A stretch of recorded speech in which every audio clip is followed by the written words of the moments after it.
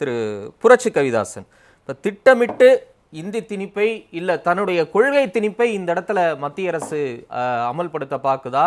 குறிப்பாக தமிழ்நாடு வைக்கக்கூடிய கோரிக்கைகள் எல்லாம் புறந்தள்ளி ஒரு பாரபட்சம் காட்டக்கூடிய தன்மை இங்கே வெளிப்படுதா? வணக்கம். நம்ம டாக்டர் வந்துட்டு ரொம்ப டிப்ளமேட்டிக்கா பேசியிருக்கிறாரு. அது ஸ்டேட் கவர்மெண்ட், சென்ட்ரல் கவர்மெண்ட் அதை அவங்க ஒத்துக்குவாங்கன்னு நினைக்கிறேன்.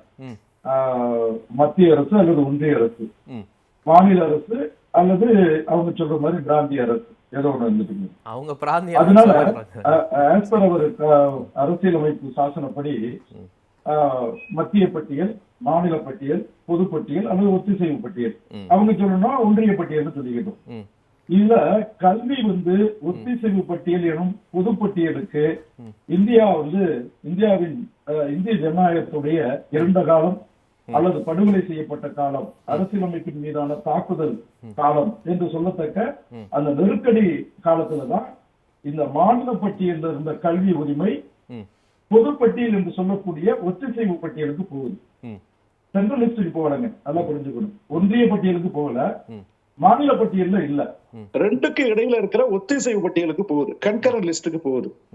அப்ப கன்கரண்ட் லிஸ்ட்ல 70களில் போன இந்த கல்வி உரிமையை அதற்கு பிறகு அமைந்த மத்திய அரசுல வடக்கு வாழ்கிறது தெற்கு தேய்கிறதுன்னு அண்ணா சொன்னார். ஐயா புரட்சி கவிதாசன், ஒரு நிமிஷம் இருங்க. இதை நம்ம பல முறை விவாதிச்சாச்சு.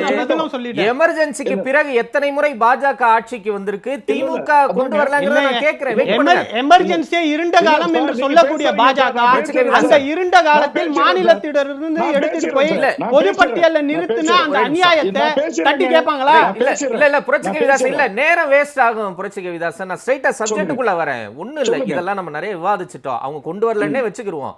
பொதுப்பட்டியல், குறிப்பா ஒத்திசைவு பட்டியல் இருக்கக்கூடிய கல்வியில தன்னிச்சையா ஒரு முடிவெடுக்க, இல்ல நான் சொல்றத நீ செய் அப்படிங்கிற மனப்பான்மையோடு மத்திய பாஜக அரசு அதுதான் டாக்டர் சொன்னாரு பாருங்க, ஸ்பான்சர்ட் புரோகிராம் அப்படின்னு சொன்னாரு.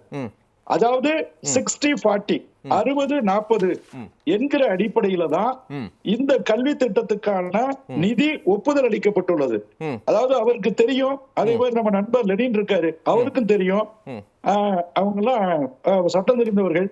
அதனால சொல்றேன், offer plus acceptance is equal to agreement. அந்த அக்ரிமெண்ட் என்ஃபோர்ஸ்ட் பை லா அப்படிம்பாங்க. சட்டப்படியா நடைமுறைப்படுத்தக்கூடிய அக்ரிமெண்ட் தான் ஒப்பந்தமாங்க.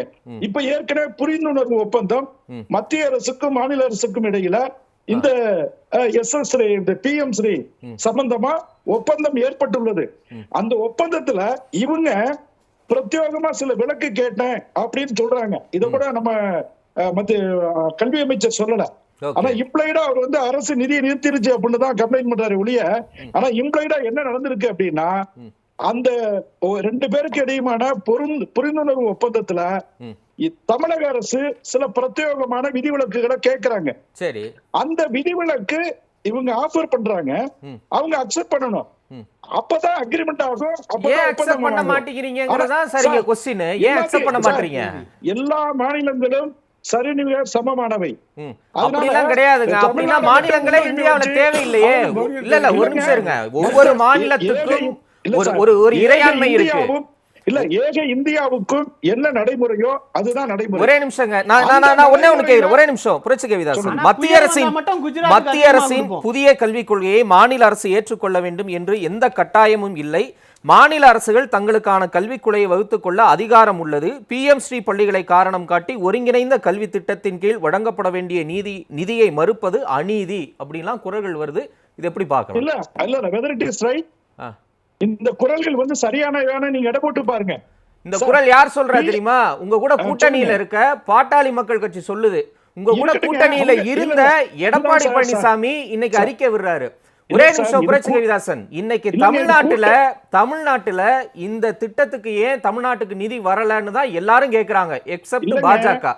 பாஜகவை தவிர்த்து எல்லாரும் இதை எதிர்க்கிறாங்க. புரட்சி கவிதாசன், இடையில ஒரு சில பக்கங்களை காணாம எல்லாரும் எடுத்துறாங்க. அதுதான் பிரச்சனை. நீங்க முழுசா படிங்க. தமிழ்நாடு அரசும் மத்திய அரசும் ஏற்றுக்கொண்ட ஒப்பந்தத்துல என்னென்ன சரத்துகளோ அந்த சரத்துகள் படி நடந்துகிட்டா பிரச்சனை இல்ல. நீங்க விதிவிலக்கு கேக்குறீங்க அப்படின்னா அந்த விதிவிலக்கு அளிக்கப்பட்டால் ஒழிய எப்படி நீட்டு வந்து அதுதான் சார் நீங்க அழிக்க வேண்டியதானே சார். ஒத்திசைவு பட்டியல் தானே இது. ஒத்திசைவுனா என்ன அர்த்தம்? ஒத்திசைவுனா என்ன அர்த்தம்? அந்த கடிதங்கள் இருக்குது. மாநில அரசோடு மத்திய அரசு ஒருங்கிணைந்து போக வேண்டும். மத்திய அரசோடு மாநில அரசு ஒருங்கிணைந்து போக வேண்டும். 2 பேரும் சேர்ந்து எடுக்கிற பட்டியல் தான் முடிவு தான் ஒத்திசைவு பட்டியல். சரி, அதுல வந்து மத்திய அரசு டான் நான் சொல்றத நீ ஒபே பண்ணு சொல்ல முடியாது. அது சென்ட்ரல் லிஸ்ட் தான். எஸ், இப்போ அதான் நீங்க பண்றீங்கங்கறதாங்க அவங்க வைக்கிற சார்ஜ். ஒண்ணு இல்ல சார். சார் மும்மொழி கொள்கை வேணாங்கறாங்க. ஒரே நிமிஷம், நீங்க தமிழ்நாட்டுல தான் இருக்கிறீங்க. கூட்டணி கட்சியில 2 அதிமுக திராவிட கட்சிகள் திமுக கூட இருந்திருக்கீங்க சார். கூட்டணிங்கிறது வேற.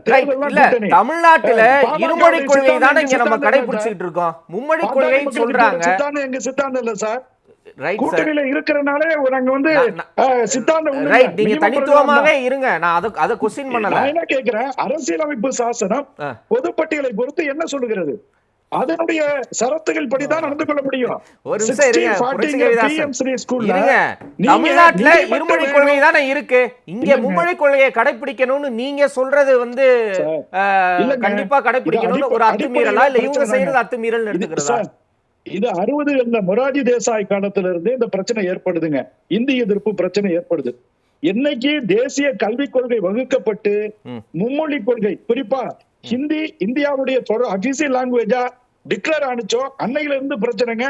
அதுக்கப்புறம் பிராமிசஸ் வந்து தான் விரும்பு வரைக்கும் இன்னைக்கு கூட தமிழ்நாட்டுல என்ன இருக்கு, விரும்பு வரைக்கும் தமிழர்கள் விரும்புகிற வரை அங்கே வந்து இந்தி திணிக்கப்படாது அப்படிங்கிற பிராமிஸ்ல தான் இருக்கு. ஆனா மும்மொழி கொள்கை நேற்றுக்கு இன்னைக்கு வரலங்க. மோடி கொண்டு வந்தது இல்ல, காங்கிரஸ் கொண்டு வந்ததுதான். லால் பகதூர் சாஸ்திரி கொண்டு வந்ததுதான், மொரார்ஜி தேசாய் கொண்டு வந்ததுதான், இந்திரா காந்தி கொண்டாந்ததுதான். தமிழ்நாட்டை பத்தி கேக்குறேங்க. இங்க தமிழ்நாட்டுல இருமொழி கொள்கை தானே, அதுதானே நம்ம வந்து கொள்கையா கடைபிடிச்சுக்கிட்டு இருக்கோம். அப்ப நீ மும்மொழி கொள்கையை கடைபிடின்னு சொல்லுவது வந்து அது நிர்பந்தம் இல்ல அத்துமீறல் எடுத்துக்கிறதா இல்ல முடியாதுன்னு இயல்பா இருக்கிற ஒரு விஷயத்தை இவங்க சொல்றது அத்துமீறலா? இன்னைக்கு உலகம் வந்துட்டு ஒரு ஒரு குளோபல் வில்லேஜ் ஆயிருச்சுங்க. அதனால இந்தி படிங்கன்னு சொல்றீங்க கரெக்ட்டா? அதனால வாய்ப்பு உள்ளவங்க ஏன் வாய்ப்புகளை தடுக்கிறீங்க? இல்ல புரட்சி கவிதாசன், ஒரு நிமிஷம். நீங்க போய் படிக்க சொல்லுங்க. நீங்க ஹிந்தி படிக்கணுமா வேணாமாங்கிற இடத்துக்கு போறீங்க. ஹிந்தி பிரச்சார சபால போய் சேருங்க. புரட்சி கவிதாசன் டி நகர்ல இருக்கு ஹிந்தி பிரச்சார சபா.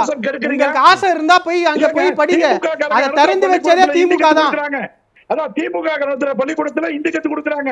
அங்க எல்லாம் ஒரு வாதம் கிடையாது. இங்க பிரச்சனை வந்து சார் சிபிஎஸ்இ ஸ்கூல்ல மெட்ரிகுலேஷன் ஸ்கூல்ல 12,000 ஸ்கூல் ஏறத்தாழ இருக்கு.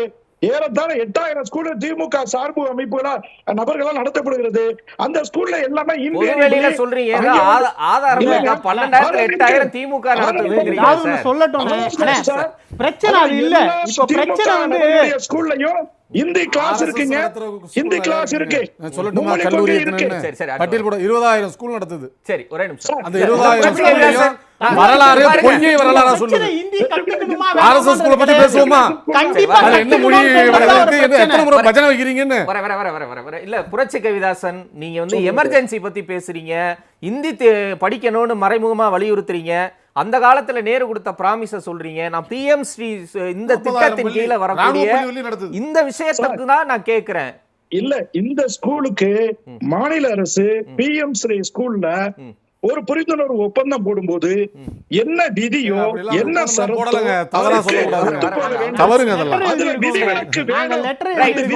ஒரு கமிட்டியை போட்டு பிஎம்சி ஸ்கூல்ஸ்க்கு என்ன வேணும்ன்றத தான் நாங்க பேசிட்டு இருக்கோம். தமிழ்நாடு அரசு அவங்க சொல்றதை ஏத்துக்கணும்னு சொல்றீங்க. கூட்டணி கட்சி எம்பிக்கள் 40 பேர் இருக்காங்க. ரைட். பாராளுமன்றத்துல குரல் கொடுங்க. நான் ஆதரிக்கிறேன். பதிலா இல்ல, இது ஒரு பதிலா இல்ல, இது ஒரு பதிலா? பாராளுமன்றத்துல ஏன் அப்ப என்னத்துக்கு நீங்க ஓட்டு கேட்டு வரீங்க? அப்ப ஏன் அரசாங்கத்துல உட்கார்ந்துட்டு இருக்கீங்க? 4 எம்எல்ஏக்கு பொறுப்பு கிடையாதா? 4 எம்எல்ஏக்களுக்கு பொறுப்பு கிடையாதா? எதுக்கு ஓட்டு வாங்கி கேட்டிட்டு ராஜினாமா பண்ணிட்டு போங்க.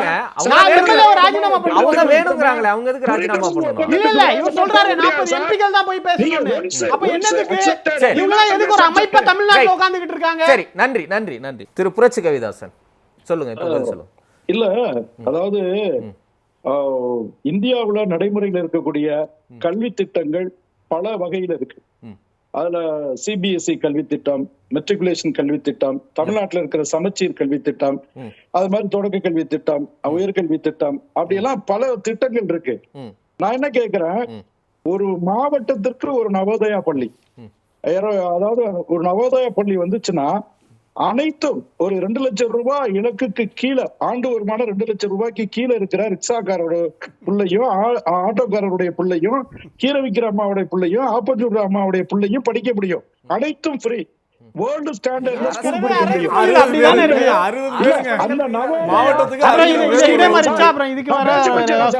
நான் பேசி முடிச்சிடறேன் சார், நீங்க பேசுங்க சார். அதாவது அந்த நவோதயாங்கிறத ஒரு மாவட்டத்துக்கு ஒண்ணுதான் அது பாலிசி. இப்ப நம்ம 37 மாவட்டம் இருக்குன்னா 37 பள்ளிகள் கிடைக்கும். 37 பள்ளியிட உலகத்தரம் வாய்ந்த மாணவர்களை உணவு, உடை, உறையுள் எல்லாம் கொடுத்து தரமான உபகரணங்கள் கொடுக்கக்கூடிய வாய்ப்பை நாம மறுத்துட்டோம். ஒண்ணு. அதே மாதிரி இப்ப PM ஸ்ரீ ஸ்கூலு அப்படிங்கிறது ஒட்டுமொத்த பள்ளிக்கூடங்களுக்கு இல்ல, குறிப்பிட்ட பள்ளிகளுக்கு ஸ்பான்சர். நல்லா புரிஞ்சுக்கணும், அது ஒரு திட்டம். அதனால நீங்க அவரு நம்ம லெனின் சொன்னாரு 20,000 தனியார் பள்ளிக்கூடங்கள் இருக்குன்னு. அப்ப 20,000 தனியார் பள்ளிக்கூடங்கள்ல ஹிந்தி கத்து கொடுக்குறாங்க, தமிழ் அறியல. அது மாதிரி நவோதயா ஸ்கூலு 37 வந்தா அழிஞ்சு போயிடும், இந்த PM ஸ்ரீ ஸ்கூல் வந்தா அழிஞ்சு போயிடும், அல்லது தேசிய கல்விக் கொள்கை வந்து அழிஞ்சு எங்க கொள்கை வேற திட்டம் வேறங்க. தேசிய கல்விக் கொள்கை என்பதுல நமக்கு முரண்பாடு இருக்கலாம். திட்டத்தை பாருங்க, இந்த திட்டத்துல உங்களுக்கு உடன்பாடு போங்க, அதுல உடன்பட்டு 60-40 உங்களுக்கு ஸ்பான்சர் வேணும்னா வாங்குங்க, இல்லன்னா ஏற்கனவே நீங்க வச்சிருக்கிற கல்வி திட்டம் அதை இங்க இருந்து தமிழக பாஜக சொல்லலாம்ல, நீங்க கொடுங்க, இங்க தமிழ்நாட்டுல இருமொழி கொள்கை தான் இருக்கு அப்படின்னு நீங்க சொல்லலாம்ல, அதை ஏன் தமிழக பாஜக சொல்ல மறுக்குது? தமிழ்நாட்டுல எங்களுக்கு ரெப்ரசன்டேஷனே இல்லாம இருக்கு சார். கட்சியா நாங்க போராடலாம் சார், கட்சி தலைவர்களா குரல் கொடுக்கலாம், அப்படித்தான் நாங்க குரல் கொடுத்துட்டு இருக்கோம். பட் மக்களால் தேர்ந்தெடுக்கப்பட்ட பிரதிநிதியா நாங்க லோக்சபாவிலே ராஜ்யசபாவிலே இல்ல சார். இருந்தாங்க ஒரு தமிழ்நாடு பாஜகவா மத்திய பாஜக சொல்ல. நான் ஆரம்பத்துல ஒரு கேள்வி கேட்டேன் இல்ல, புரட்சி கவிதாசன், தேசிய கல்விக் கொள்கையுடைய அடிநாதமே உலகத்துல ஆகச் சிறந்த படைப்பாளிகள், சாதனையாளர்கள் எல்லாம் தாய்மொழி கல்வி பெற்றவங்க தான். சரி புரட்சி கவிதாசன், ஓகே, உங்க இடத்துக்கே நான் வரேன். ஒரே நிமிஷம், உங்க இடத்துக்கே வரேன். ஒரே நிமிஷம். தமிழ்நாட்டுல தேசிய கல்விக் கொள்கையில இந்த விஷயத்தை ஆதரிக்கக்கூடிய ஒரே கட்சி பாஜக மட்டும்தான். நீட்டா இருந்தாலும் அதை ஆதரிக்கக்கூடிய ஒரே கட்சி பாஜக மட்டும்தான் இருக்கு. அப்ப தமிழ்நாட்டில் இருக்கக்கூடிய கட்சிகள், குறிப்பா பாஜக கூட்டணியில இருக்கக்கூடிய கட்சிகளே இப்ப இன்னைக்கு உங்க கூட்டணியில இருக்கக்கூடிய டிடிவி தினகரனோ ஓ பன்னீர்செல்வமோ மும்மொழி கொள்கையை ஏத்துக்குருவாங்களா? உங்களை எதிர்த்துதான் இன்னைக்கு பாட்டாளி மக்கள் கட்சி அறிக்கை விடுது.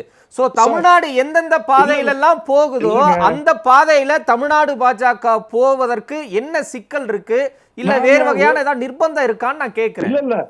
ஒரே பாரதம் உன்னத பாரதம் நாங்க போறோம் சார். எனக்கும் ஒரே பாரதம் உன்னத பாரதம் தான் சார்.